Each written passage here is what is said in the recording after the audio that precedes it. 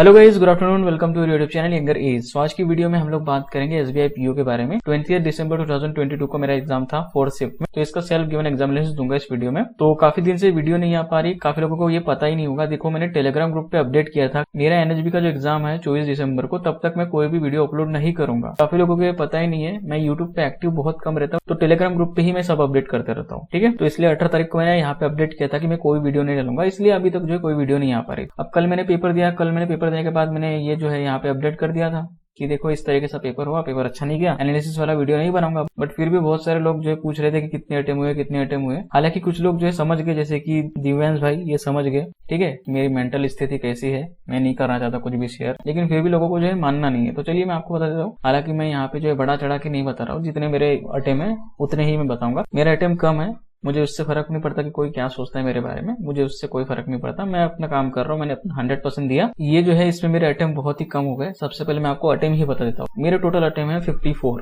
ठीक है, 54 ही अटेम्प्ट हुए हैं। इंग्लिश में 18, मैथ्स में 18 और रीजनिंग में 18, ठीक है। तीनों में मैंने 18 किए हैं, तो मेरे टोटल 54 अटेम्प्ट है। और उसमें से एक गलत हो गया मेरा, कहाँ पे, क्वाड्रेटिक इक्वेशन में एक गलत हो गया। बात करूं पजल की, तो पजल जो है बहुत ही ट्रिकी पजल आए थे। छोटे छोटे पजल थे, ठीक है, छोटे छोटे पजल थे, लेकिन उसकी कंडीशन इतनी ज्यादा तगड़ी वाली थी, मतलब कंफ्यूजिंग कंडीशन। जितना छोटा पजल रहेगा उतने ज्यादा कंडीशन उसमें जो है कंफ्यूजिंग रहेगी। बहुत सारे डेटा जो है वहां पे आपको कंडीशन में मिलेंगे नहीं, आपको बहुत ज्यादा दिमाग लगाना पड़ेगा तब जाके बनेगा। एक बॉक्स वाला पजल था, 5 बॉक्स थे उसमें, वो इतना ज्यादा ट्रिकी था। उसके साथ एक वेरिएबल दिया था, छोटा सा पजल था, ठीक है। सारे के सारे पजल की अगर हम बात करूं, लेंथ में छोटे थे, दिमाग में ज्यादा थे। एक नेवर स्किप वाला पजल था जिसमें 3 डिपार्टमेंट दिए थे, पता नहीं डिपार्टमेंट है क्या है। 2 से कम नहीं होना और 3 से ज्यादा नहीं होना, इस तरीके से था, ठीक है। तो वो बहुत ज्यादा ट्रिकी था, मैंने काफी समय वेस्ट किया रीजनिंग में, बहुत ज्यादा दिक्कत आई इसमें, ठीक है। वो इस तरीके के पजल नहीं थे कि आपसे 1 गो में बन जाए, ठीक है। किसी किसी के साथ बने होंगे, मैं ये नहीं बोलता, लेकिन पहले इंग्लिश होता है, मैथ्स होता है, देन लास्ट में रीजनिंग आते आते पूरी एनर्जी जो है वैसे ही डाउन हो जाती है। लास्ट में मेरा एग्जाम था, सुबह 6 बजे निकला था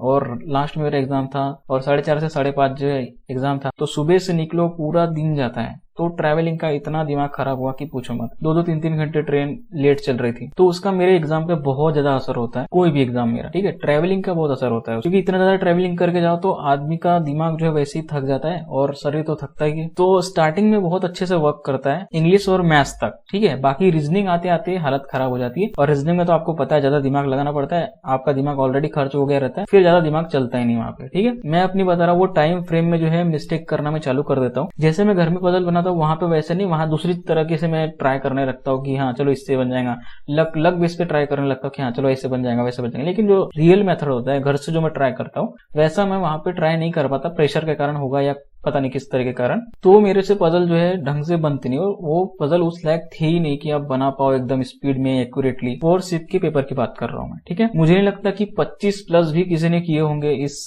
शिफ्ट में, रीजनिंग में, खासकर रीजनिंग में बता रहा हूँ। सिलॉग्स आया था, 3 क्वेश्चन आई थिंक थे, इनइक्वालिटी के क्वेश्चन थे। एक ही क्वेश्चन मुझे दिखा, आई थिंक 1 या 2 क्वेश्चन थे इनइक्वालिटी के। ऊपर से फिर पजल थे, ठीक है। पजल एक लीनियर वाला पजल था। पजल जो है बहुत ज्यादा ट्रिकी थे, तो मैं ज्यादा बना ही नहीं पाया। जितना मेरे से हुआ मैंने उतने ही बनाया। लास्ट में मेरे से वो पजल बन गया 5 बॉक्स वाला, जो कि बहुत ही ट्रिकी था, ठीक है। उसमें ए और डी की वैल्यू आ रही थी 28, ठीक है। ए और डी का डिफरेंस 28 आ रहा था, इस तरीके से कुछ। तो छोटा सा पजल तो था, लेकिन वेरिएबल के साथ था, जिसके कारण बहुत समय लग गया था उसको बनाने के लिए। छोटे से पजल, लेकिन बहुत ट्रिकी, बहुत ज्यादा ट्रिकी, ठीक है। उस टाइम फ्रेम में आप पॉसिबिलिटी ले लेके भी बनाते तो भी बहुत टाइम खत्म हो जाता। तो 2 पजल बनाने में कम से कम मेरे जो है 10 मिनट चले गए थे, लेकिन फिर भी वो पजल नहीं बना। बट आखिरी में वो 5% वाला मेरा बन गया, 5 बॉक्स वाला। तो मैथ्स की बात करता हूँ मैं। मैथ्स में कैसा था कि क्वाड्रेटिक इक्वेशन आए थे, अप्रोक्सीमेशन के क्वेश्चन थे, आई थिंक, पता नहीं थे या नहीं, मुझे आइडिया नहीं है। उसके बाद 3 DI थे। 3 DI में आपको 2 DI बताने वाला हूँ, एक कैसलेट था, और नंबर सीरीज थी, मतलब मिसिंग नंबर सीरीज। तो मैथ्स का लेवल की अगर मैं बात करूँ, इजी टू मॉडरेट, ठीक है, इजी टू मॉडरेट मैं बोलूंगा। स्पेशली जो DI थे वो मॉडरेट लेवल के थे। आपको कैलकुलेशन बहुत ज्यादा करना पड़ रहा था, ठीक है। थे तो आसान, बट आपको कैलकुलेशन करना पड़ रहा था। मैं आपको दिखा दे रहा हूँ किस तरीके से DI थे। तो ये देख सकते हैं, कुछ इस तरीके का DI था, एक पाई चार्ट वाला और एक ये टेबल वाला DI था। पाई चार्ट वाला मैं आपको समझा दे रहा हूँ किस तरीके से था। देखो, इसमें बोला था कि ए की जो वैल्यू है, इसमें टोटल परसेंटेज दिए गए थे, टोटल वैल्यू कुछ नहीं दी गई थी। ये जो है ये नोट में दिया गया था, ठीक है। काफी लोग इसको देख के ही जो है इसको छोड़ दिए होंगे। ये कैसा था कि जो एक ही टोटल वैल्यू है वो 2600 रुपए हो रही थी और हर एक जो आइटम है उसकी कॉस्ट 60 रुपीज है। तो इसको करना कैसे था, 2400 दिया गया है, हर एक आइटम की कॉस्ट जो है 60 रुपी है, तो इसको डिवाइड कर दो, 2400 से 60 को डिवाइड कर दो, कितना है 40, मतलब ए में टोटल 40 आइटम है, ठीक है, ए में टोटल 40 आइटम है जो कि 20% है, तो 40 डिवाइडेड बाय 20 इंटू 100, तो 200 आंसर आ रहा था। इस टोटल पूरी पाई चार्ट की वैल्यू 200 आ रही थी। फिर वही लेंदी क्वेश्चन कर करके जो है इसमें पूछा गया था कि लेस देन है, मोर देन है, ईटीसी, बस, ठीक है, बहुत ज्यादा लेंदी करके आसान क्वेश्चन ही पूछा गया था, बस आपको कैलकुलेशन ध्यान में देना था, ठीक है, इस तरीके से इसको निकालना था। बहुत ही इजीली मेरा बन गया, बट पहले जब मैंने इसको देखा तो मैं बोला ये सॉल्व कैसे होगा, फिर नीचे स्क्रॉल करके देखा तो ये नोट दिया गया था। नोट जो है स्क्रॉल करे बिना नहीं था, ठीक है, नहीं दिख रहा था, तो काफी लोग इसी पे कंफ्यूज हो गए होंगे और फिर क्वेश्चन सॉल्व ही नहीं हुआ होगा। अगला जो दिया था ये वाला था, देखो इसमें टोटल की वैल्यू दी गई थी, ग्रेजुएट, पोस्ट ग्रेजुएट और पीएचडी, ठीक है, तो मान के चलो ए में कोई भी वैल्यू नहीं दी गई है, ग्रेजुएट 15% है, पीएचडी 35% है और ग्रेजुएट की जो है पोस्ट ग्रेजुएट की 200 वैल्यू दी गई है। अब कैसे करेंगे इसको, देखो ग्रेजुएट और पीजी वाले 35 और 15 50% है, मतलब जो बचे हुए 50% है वो पोस्ट ग्रेजुएट वाले होंगे, तो 400 यहाँ पे वैल्यू आ जाएंगे, ठीक है, 400 यहाँ पे वैल्यू आ जाएंगी। अब ये 400 को फिर घुमा फिरा के जो है इसमें मेल इतने हैं, फीमेल इतने हैं, फीमेल पोस्ट ग्रेजुएट इतने हैं, फीमेल पीएचडी इतने हैं, तो टोटल ग्रेजुएट फीमेल कितने हैं ये बताओ। इस तरीके से जो है घुमा फिरा के लेंदी क्वेश्चन पूछा गया था जो कि डुएबल था। ये भी बनाया, ये भी बनाया मैंने। एक छोटा सा कैसलेट था, हालांकि दिखने में छोटा होगा वो, बट मैंने उसको अटेम्प्ट नहीं किया। बाकी क्वाड्रेटिक में एक गलत हो गया जैसे कि मैंने आपको बताया, और नंबर सीरीज थी, मिसिंग नंबर सीरीज, वो भी डुएबल थी, एक दो क्वेश्चन वहां से भी मैंने छोड़ा। बाकी अर्थमेटिक को मैंने छुआ भी नहीं, ठीक है, इसी में इतना ज्यादा टाइम चले गया, अर्थमेटिक के लिए समय ही नहीं बचा, ठीक है। बात की जाए इंग्लिश की, तो इंग्लिश बहुत ही डुएबल आया था। आई होप मैक्सिमम लोगों जो है 25 तक गए होंगे इंग्लिश में। और इंग्लिश में एक जो आंसर था वो मैं आपको बताता हूँ इंग्लिश में क्या आंसर था, एक सिनोनिम का, ठीक है। ये वाला सिनोनिम आया था मास्टर का, और इसका देखो यहाँ पे प्रोफेशनल दिया गया है, तो मैंने प्रोफेशनल ही टिक किया।